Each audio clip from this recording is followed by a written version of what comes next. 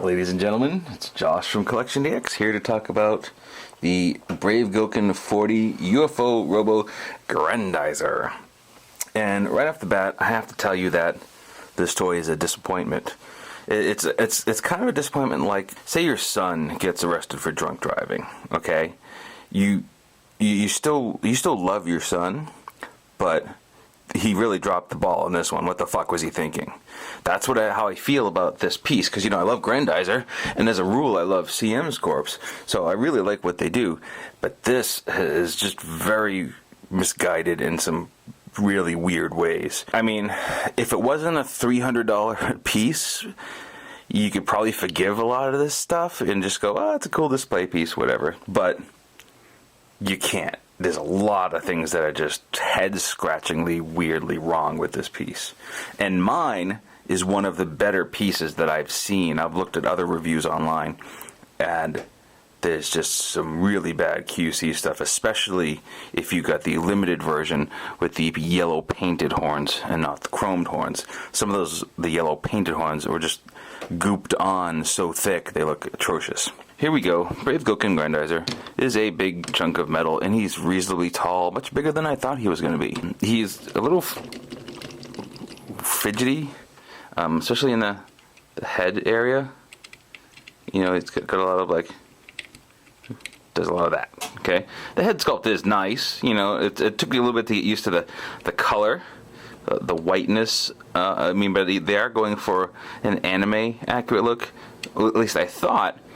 But if the horns weren't chrome in an anime, they didn't make any effort to think it was chrome. Everything else looks pretty much anime right, but you would think if they were going full anime, they would just do these in yellow, do these in white, and just make an anime look. If not, go with some chrome, I would think.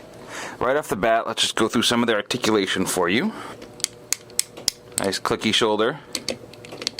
And it actually has a little bit of an out motion, so it can kind of come forward a bit, which is nice enough. You can see it goes up like that as well. Some people have had this joint fall apart. I have not had that issue. Okay, you get a hinge joint on the elbow, and right away, check out what's going on here. See that? Look at that huge paint rub right in there.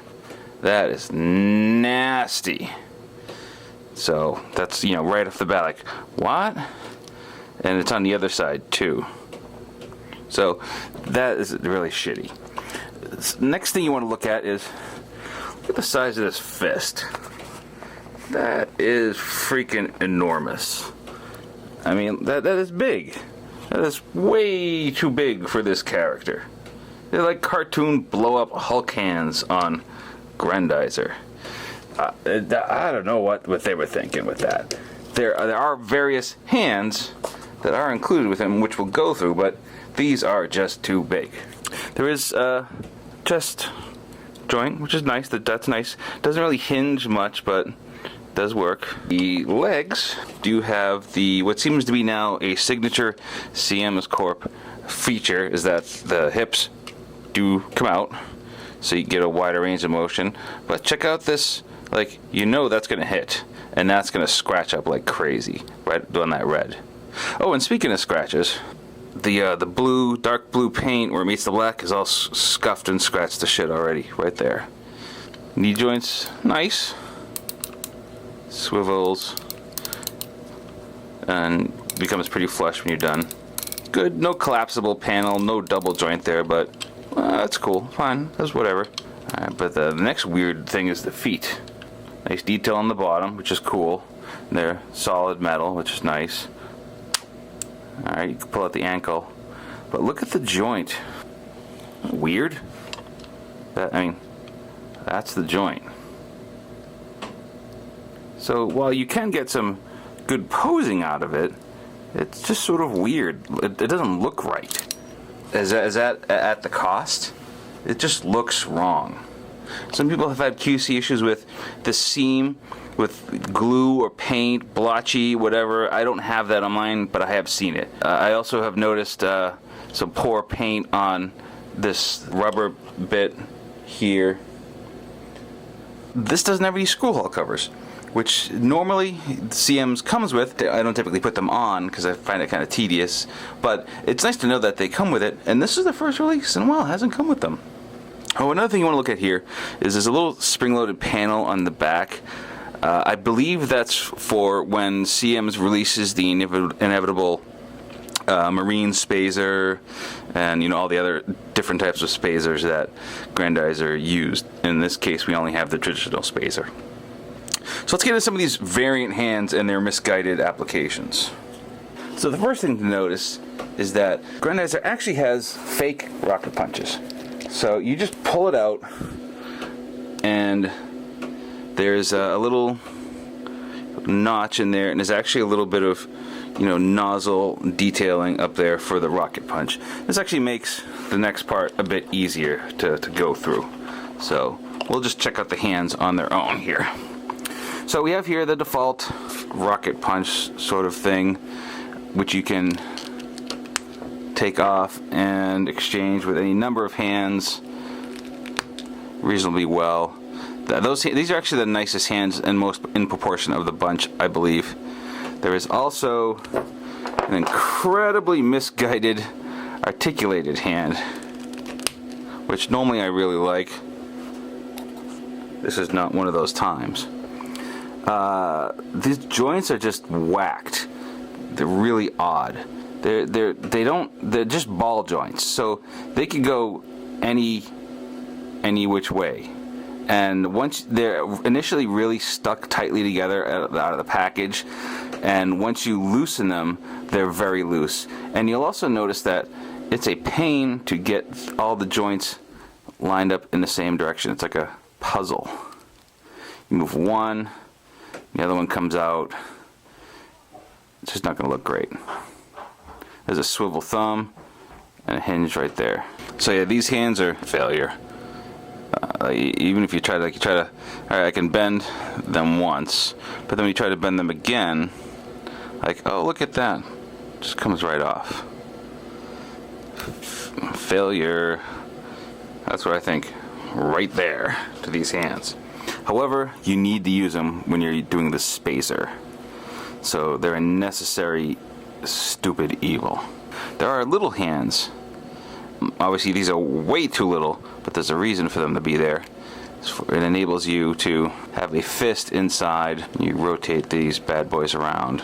And notice this is rubber, so you could just get your finger right in there. And the problem with it being rubber is you don't get a nice formed tip to any of these, and they're all kind of just weird looking. But you do get the fist inside, so that's that. Now, they did another weird ass thing.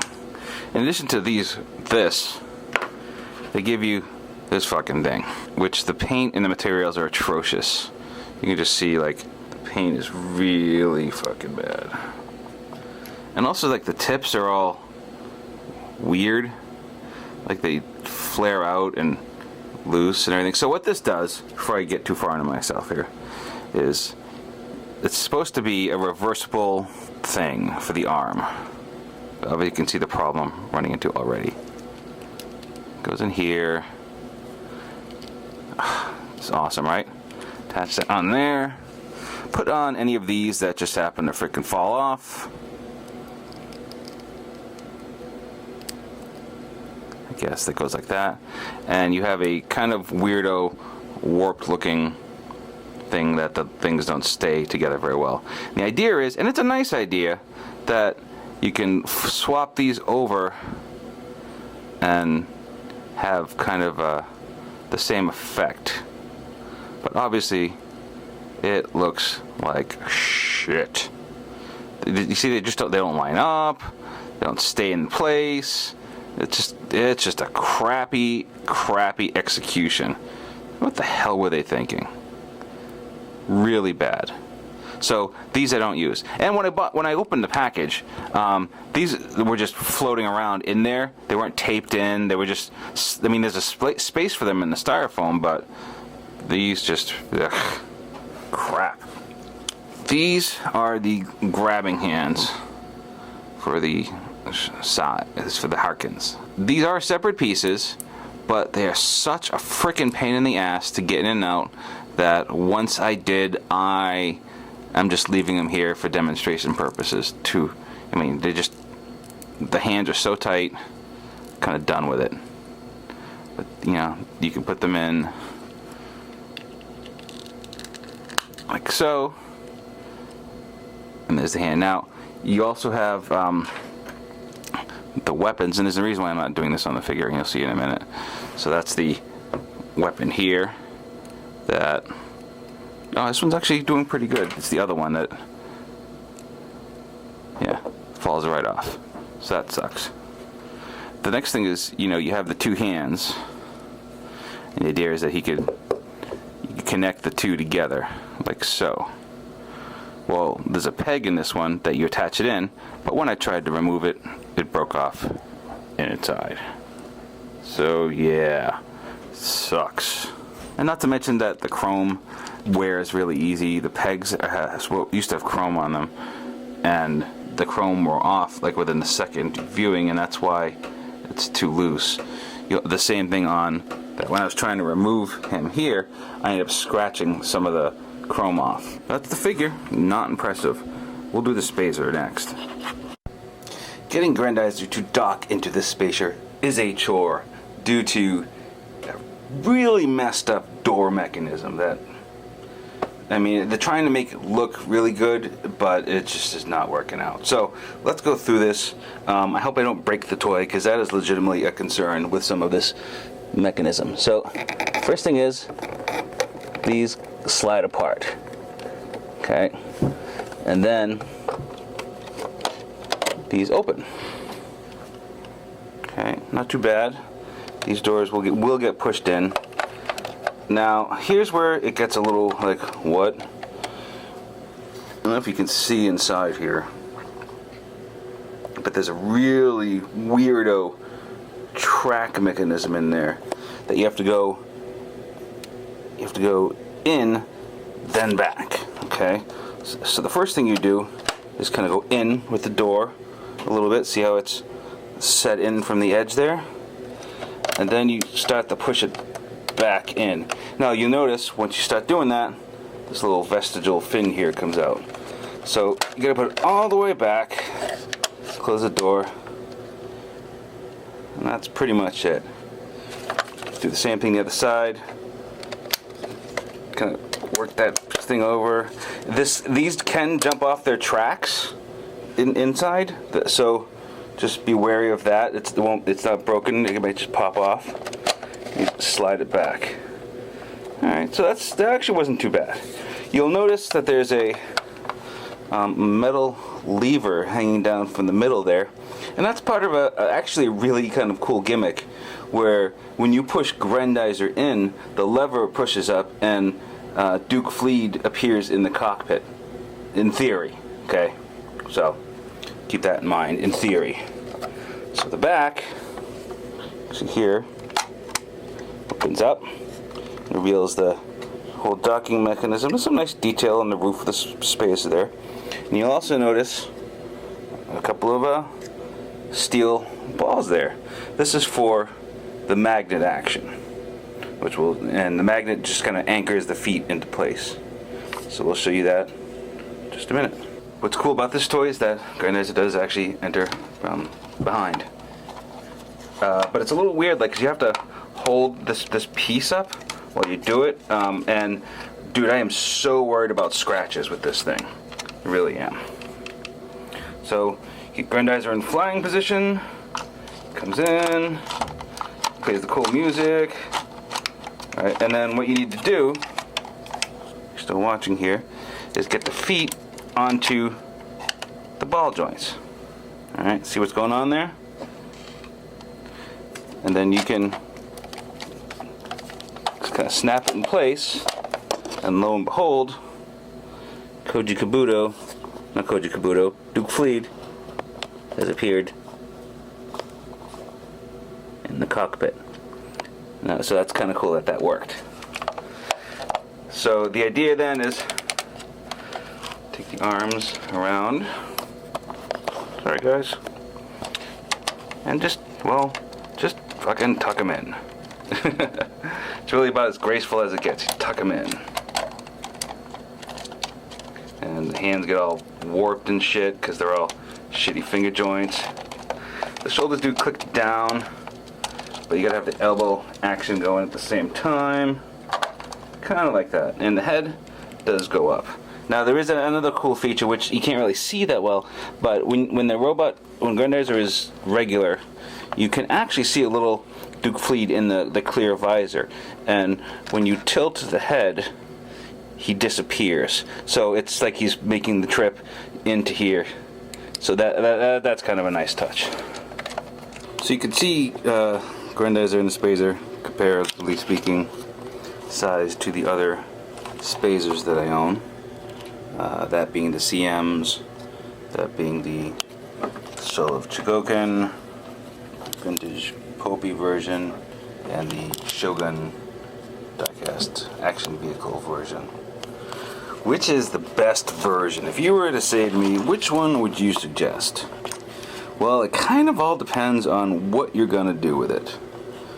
If you are going to just display it in Spazer mode, I actually think the CMs has the best Spazer presence in terms of size and physical, like it just looks good on the shelf. But from an engineering standpoint, the Bandai is more of a toy-like experience. It's sturdier, it's gonna survive multiple transformations, and I don't think you're gonna break anything. In terms of figure, yeah, this SOC is a better action figure. But we'll do the action figure comparison in the middle. But it does look pretty good, despite the crappy hands and the, kludgy transformation. I'm warming up to this aspect of the figure a little bit more. I remember there was a video that someone complained about my lack of comparison pictures. Why don't you have size comparison? Well, here you go. Here's some size comparisons. The High Dream Vinyl, the Super Robot Chogokin, the CMs, the original Popey, and the original SOC. Which one is the best? I can't really tell you that. I think that had the Brave Gokin gotten a little more attention to detail and a little better QC, it would be the best one. In terms, because I mean, its proportions are good. It has a lot of the gimmicks. The ideas of the gimmicks are right. The execution is not. I think in terms of playability, the SOC is great. The vintage is great. The Jumbo Machine is my favorite out of all of them. But you can get the SOC King of Space set with all of the Spazers for less than the Brave Gokin, and it's just a better quality piece, despite it being engineered by Bandai 14 years ago. So it doesn't have the modern SOC tricks like the double collapsing joints in the back and the fancy arms and all this and that. But it's just as a toy, it's better. And an interesting parallel here to notice too is that the CMs went with the anime accurate body and the chrome horns. This one goes with the chrome limbs and anime accurate horns. I think we still don't have the definitive toy. I think what the world needs and what we are really due for is a reimagined Soul of Chogokin version done by Bandai. The SRC, the proportions are just too weird for me and many people. I'm more of a classic guy. I have to say the Popey is the way to go. I would say don't buy this piece unless you are a huge Grendizer completist. I think there are better ways to spend your money, unless for some reason you're just insanely in love with this iteration of the character. I am a reasonably large fan of the character, but I know I am nothing compared to the Italian contingent who are insane over Grendizer, and their rage at this piece must be incalculable. Because especially the Italian collectors got the variant version, and that one was even worse. And like I said, mine is one of the nicer samples that I've seen, there are, you know, you really don't, it's potluck what you're going to get. The overall proportions are good, but I just can't recommend it. This is Josh from CollectionDX. See you next time.